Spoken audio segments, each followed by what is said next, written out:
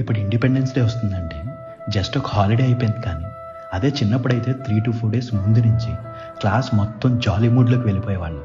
పెద్ద పని ఏంటంటే క్లాస్ని డెకరేట్ చేసుకోవడం. క్లాస్ మొత్తం డబ్బులు పోగు చేసుకుని కలర్ రిబ్బన్స్, ఫ్లాగ్స్తో క్లాస్ అంతా డెకరేట్ చేసేవాళ్ళం. టీచర్స్ ఎవరు కూడా క్లాసెస్కి వచ్చేవాళ్ళు కాదు.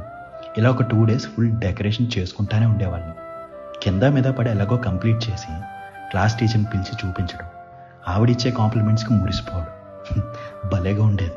ఆ తర్వాత అన్ని క్లాస్ రూమ్స్ తిరిగేవాళ్ళం, ఎవరు బాగా చేశారు అని. ఇంకా August 15th రోజు పొద్దున్నే లేచి వైట్ డ్రెస్ వేసుకుని షర్ట్కి మన ఫ్లాగ్ పిన్ చేసుకుని స్కూల్కి వెళ్ళేవాళ్ళం. ఆ రోజు మెయిన్గా వెయిట్ చేసేది ఎందుకంటే ప్రేయర్ అయిపోయాక జనగణమన కూడా పాడేశాక లైన్లో నిలబెట్టి స్కూల్లో ఇచ్చే స్వీట్ అండ్ మిక్చర్ ప్యాకెట్ కోసం. ఆ ఐటమ్స్ తింటూ ఫ్రెండ్స్ అందరితో కబుర్లు చెప్పుకుంటూ అలా ఒక 1 hour గడిపేసి ఎవరింటికి వాళ్ళు వెళ్ళిపోయేవాళ్ళం. ఇంటికి వెళ్ళి యాజ్ యూజువల్గా